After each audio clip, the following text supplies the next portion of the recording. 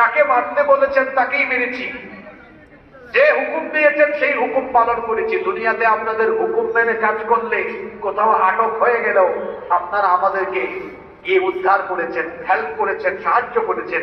কিন্তু এখন তো আমরা কিয়ামতের কঠিন পরিস্থিতির সম্মুখীন হতে যাচ্ছি, জাহান্নামে আমরা শাস্তি ভোগ করার পর্যায়ে চলে এসেছি।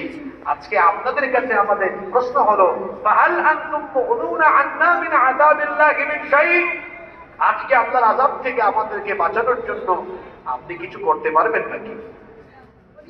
নেতারা তখন বলবে, নেতাদের একটা খাসলত আছে, মাইক পাইলে মাইক ছাড়ে না। এখন আমরা আছি আরো বিপদ, এখন নাই, সবসময় বিপদ। অনেকে দেখবা মাহফিল হইয়া মাইক পাইলে মাইকা তার একটা হুজুর বইয়া তুইয়া বক্তৃতা আরম্ভ হয়। তা আসলে আমি এরা হই ব্যাকবল রাজনীতিবিদ হবে। আপনার ভোট যদি দেখে 10,000